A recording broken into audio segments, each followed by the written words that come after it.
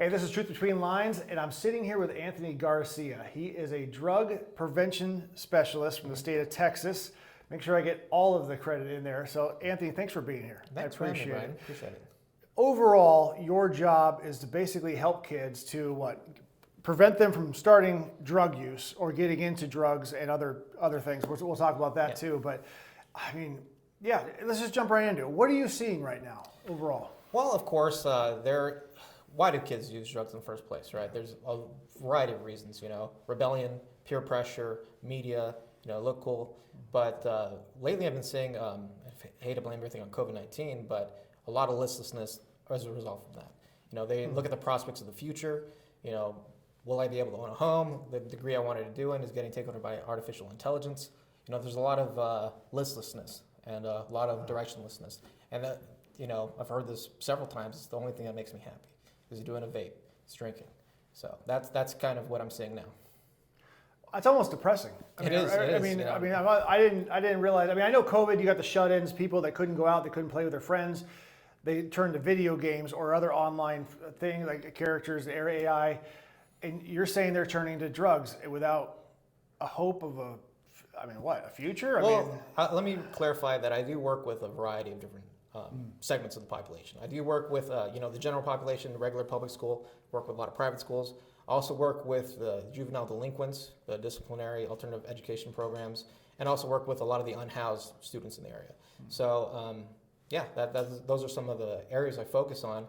So obviously every concern, not every child is using drugs, but the trends show that a fair amount, 18%, have tried some illicit substance, vaporizer, things of that nature. So yeah, and we're talking drugs. Because some people will say drugs, it's heroin, it's cocaine, it's black tar, it's bad stuff, but also vaping, marijuana, nicotine, Zins, Zyn. alcohol. Primarily my demographics are I've taught as young as kindergarten. I've worked all the way to high school. Done some college as well. People don't realize that they all eventually affect the brain in some way. Most people don't know this, but the prefrontal cortex really doesn't fully develop till the age of about 25 on average. 25. People grow up at different ages, but prefrontal cortex roughly age 25. So arguably, there's concerns that drinking should be raised to 25, but I'm not in favor of that. So. Oh, that's interesting too. Yeah. And so you mentioned the schools that you do, and a lot of people think, well, this is a poor kid's thing. This is somebody else from a broken home's problem. This is a homeless problem. But you're saying private schools too. Yes. They call it affluenza, right? When you have a kid that has everything he wants, has the Maserati, Bugatti, Porsche, what have you, has all the new toys, Rolex, whatever. How else do they get their kicks, right? Yeah. They just have lists of everything they wanted, they got to. You see that a lot with child of actors and famous celebrities, politicians. Very common. They call it affluenza. So yeah, it obviously a different type of substances, obviously a different type of thrill seeking. But yeah, and again, I should reiterate, I don't mostly focus on substances, I also focus on mental health, suicide prevention, things of that nature. Because if you think about it, they're all intertwined. Right, yeah. How do you get into that? Because to me, I'm halfway scared. Just what is going on in my mind, and you're seeing it real time. How did you get involved with that? Well, networks, of course. I've always had an interest in it. I have, fairly sad stories on both sides of my political families. Alcoholics, drug addicts on both sides. I did not know my grandfather. He unfortunately died of cirrhosis of the liver in Mexico. Didn't know him, it's unfortunate. I just lost an uncle who was a heroin, died of fentanyl overdose 2 years ago. First uncle who passed away. He was a veteran, There's another issue, a lot of homeless veterans and things of that nature have substance abuse issues, post-traumatic stress and what have you, some type of escapism.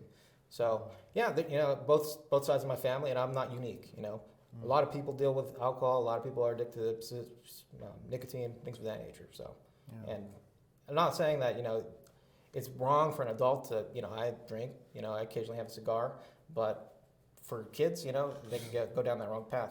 Kids are so malleable. Kids are so influenced by their surroundings, their peers, media. So, yeah.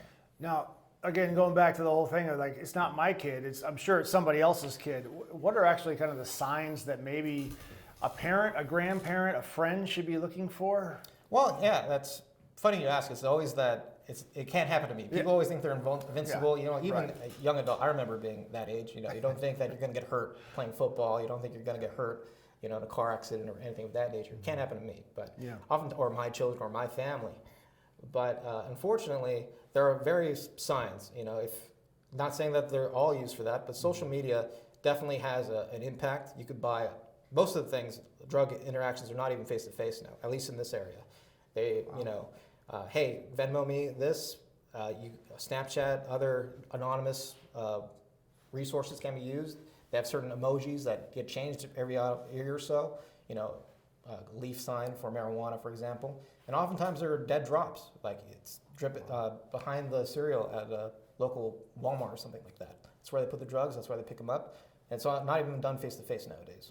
So I had no idea. yeah, a lot of people. I mean, I'm just being. I'm You know, sitting and I here like guess- I'm learning a lot because I don't deal with that realm per Yeah. se, and I don't see it. So that to me, that's scary as all. And we're not Yeah. giving anybody ideas, by the way. No, I'm just but saying. I'm just trying to report. Yeah. And a lot of the times it's, you know, back in the day, you know, you had Yeah. in 80s movies.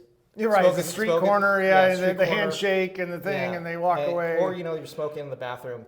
Yeah. But nowadays, you know, vaporizers are so inconspicuous. They look like USB drives. They look like pens. Yeah. They, you know, oftentimes there's no residuals, so you can't really tell for a parent, right? So there's a lot of things of that nature. And we talk about obviously that drugs are not new. Been Yeah. around for centuries. Are we seeing more of an influx? I mean, fentanyl is a kind of just seems like the big to-do drug now, where heroin was back 70s. You know, I don't know. What do you? Yeah. Well, actually, trends. fentanyl is not really the drug of choice. Oftentimes, fentanyl is a cheap synthetic opioid that gets adulterated or put into cocaine or other types of drugs to make it more, because one, it's really potent, cheap to make for cartels and things of that nature, and it's basically just to increase. It's all economics for the cartels. They just try to have more product, and oftentimes it's not even the cartels themselves. It's the street dealers that are trying to up their product, and but of course, fentanyl. Everybody knows that, you know, it as a scary street drug, but if I was in a car accident, if I had surgery done, I want fentanyl.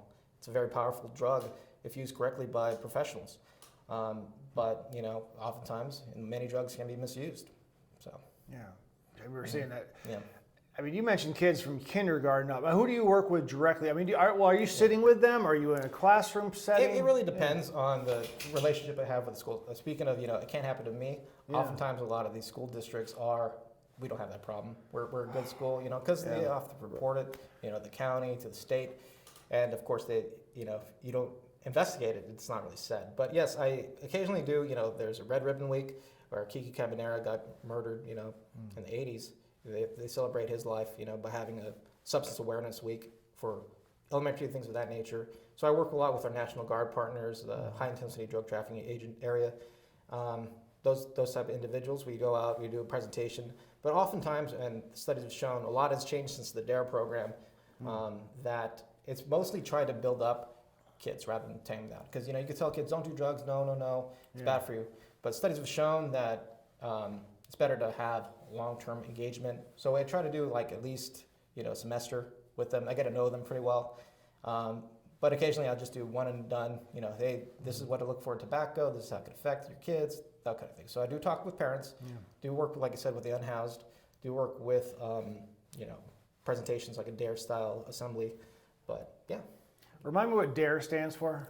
I don't actually know. Drug, again, it's kind Awareness. of got phased I know, out. I thought so too. Of course, But- I knew it, and then I forgot, and then I it- made up my own words for Yeah, the officials. you know, a lot of times you see stoners wearing it like ironically now, but it kind of got phased out. Like I said, drug use is not you. Yeah. I would say that unfortunately, though, we do live, or I guess our children live, in a very precarious time because you could try, you know, cocaine one time at a Vegas bachelor party. Don't know if you have or not, but odds are, you know, one pill can kill. A lot of the fentanyl, wrong dose, mixed wrong, and it takes away that experimentation stage that, you know, some of us might have had the luxury of having when we were younger. But Experiment. I mean, that's the problem. for the record, I've not tried cocaine.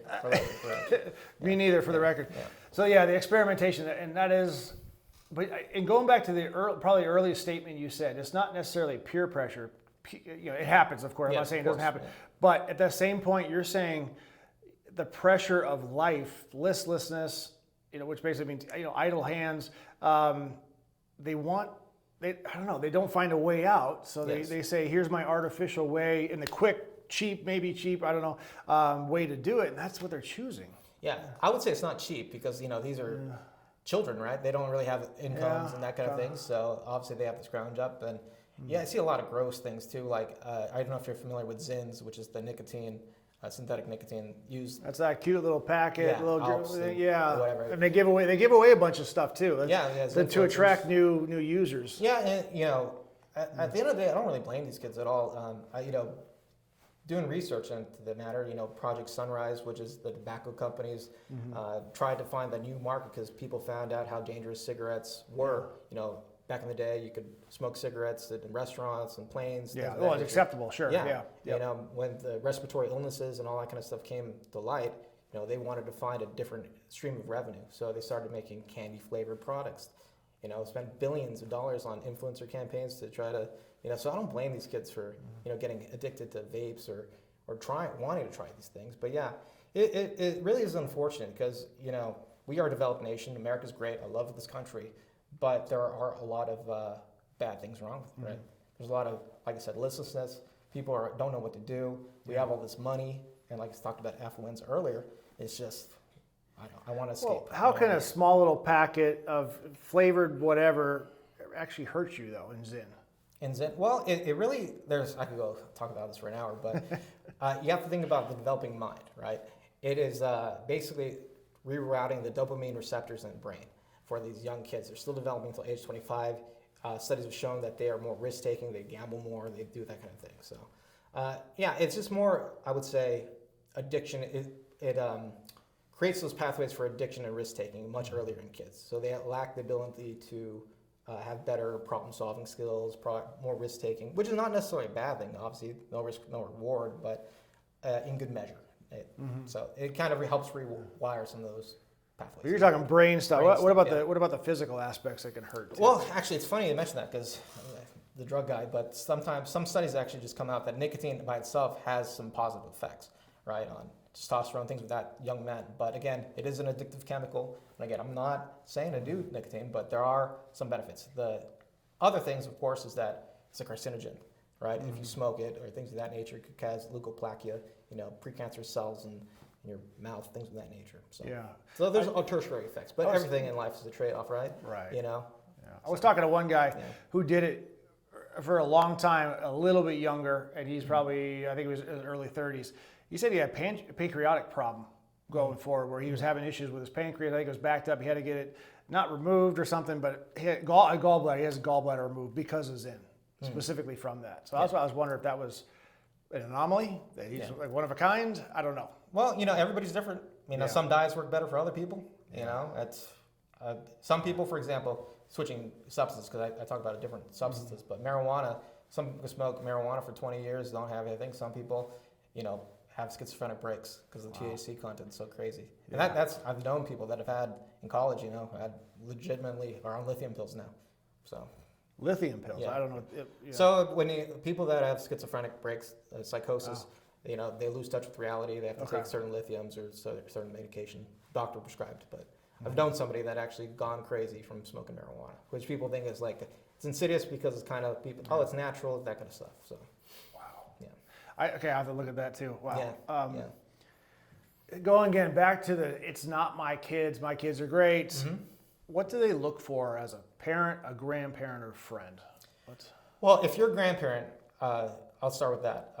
A lot of times, I'm not saying all of them do, but make sure that you are in control or have some type of lock or mechanism to prevent your medication from being taken. Your medication. So you're making over-the-counter stuff prescribed to you, your stuff. Yeah. So make sure that it's locked. Make sure that you know where your pills are, things of that nature. Oftentimes, not scare stories, but I haven't seen it locally or personally, but heard stories about kids going into their grandparents' medicine cabinet, taking a few of their pills, and having pill parties where they just throw random things and whatever. Let's see how it feels, right? So that's one thing I would do. If you're not using your medication, a lot of local police departments have National Drug Take Back Days where you could, dispose of your unused medication. So that's the one thing I would do.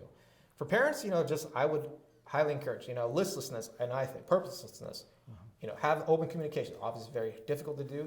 I don't want to talk to you, mom and dad. Yeah, today's day and age, sure, yeah. But just try to have those open communications. Oftentimes, people, especially peer pressure, they don't have an out, right? So if you have like, hey, if they're drinking at this party, if you don't feel comfortable, you can call me. You don't have to do that. Don't drink and drive. Ubers, things of that nature. So, yeah, just having more open communication, because again, you're also seeing in other ways to manifest this listlessness. You have it, unfortunately, school shootings, suicide, trying to fit in other antisocial ways, rioting, that kind of stuff. So stealing. So it manifests in a lot of different aspects.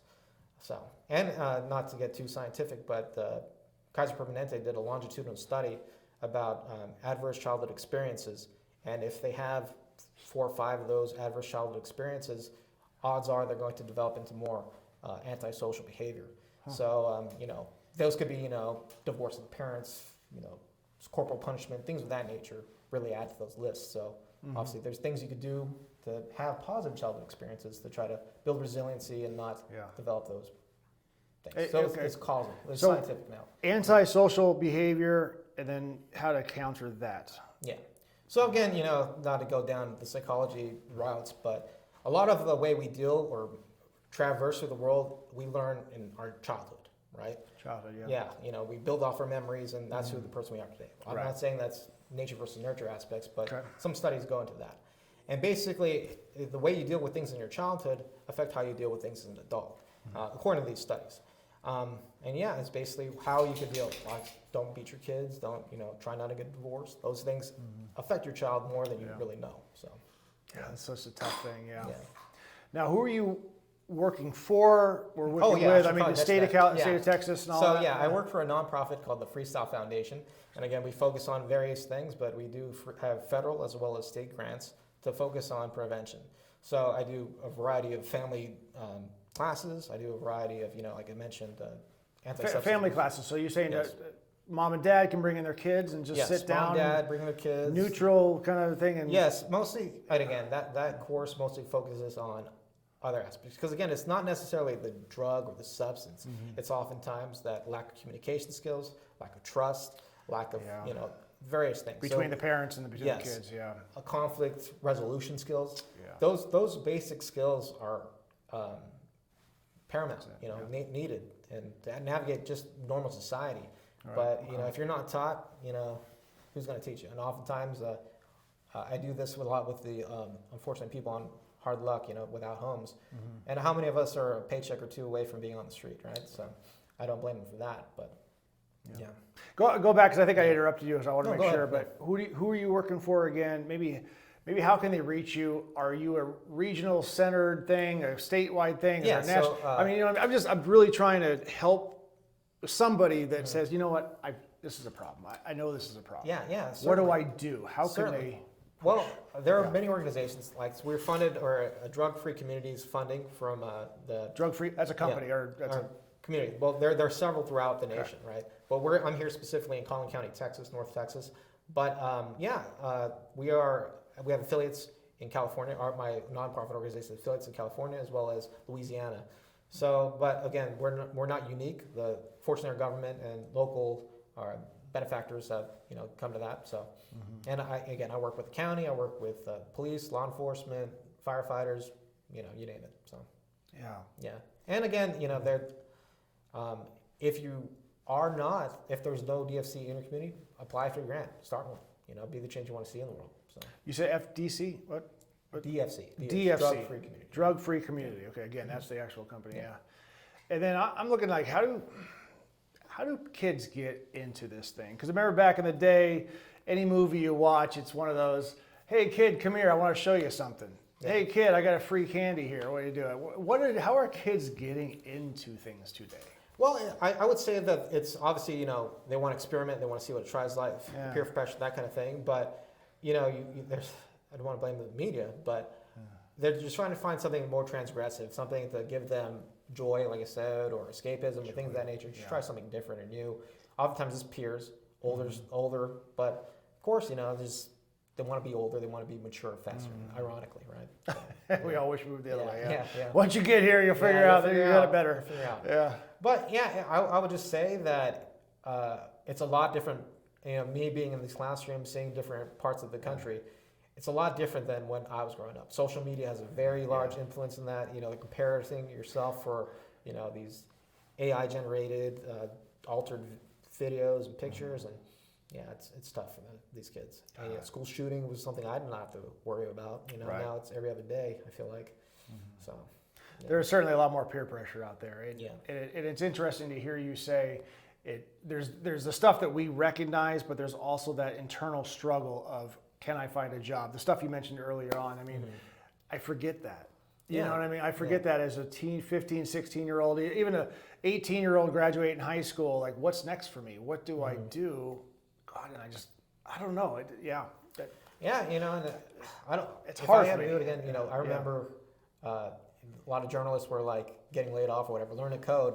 You can't learn to code now because artificial intelligence is sweeping that up. So, and they're not just going to rapid immigration and all that kind of. There's a lot of pressures. A lot of pressure on these kids. To wrap this up, give me a call to action. What can people do now? I would just say get involved, not just with your community, but with your family. Oftentimes it needs that one-on-one interaction with your child, your neighbor, so to speak. Know that you can trust them. Know that if they're going through things, that you have their back, and hopefully they have yours. Just build more community, more engagement with your fellow citizens and your family, because it should never get to the point where somebody's crazy, addicted to a substance.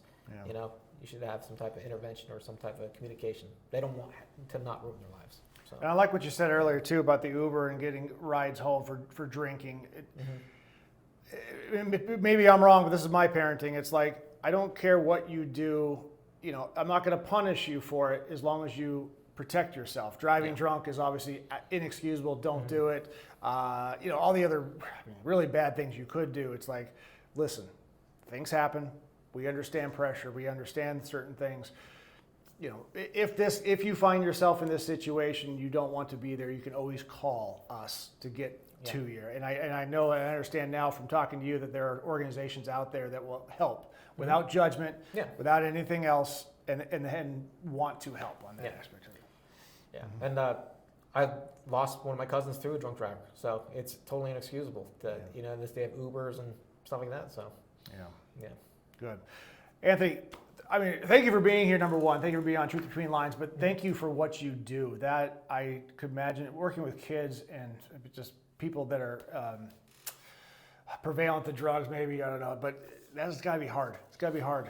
Yeah, trust me, I have an addictive personality. If I tried any of that stuff, I would have been down that road too. So you just got to know yourself, got to have that North Star. Yeah. So thank you, Brian. Yeah, thank you very much. All right, guys. Truth Between Lines, say a little prayer for our friends, for our buddies like Anthony right here, who are helping out our communities and everything else. But have that conversation. It might be as hard as it could possibly be, but have it with the person, your kids, relatives, whoever it is that might need that help. You never know who you're going to be helping without even know you're helping them. So, again, thank you so much. Truth Between Lines. The good news is rolling.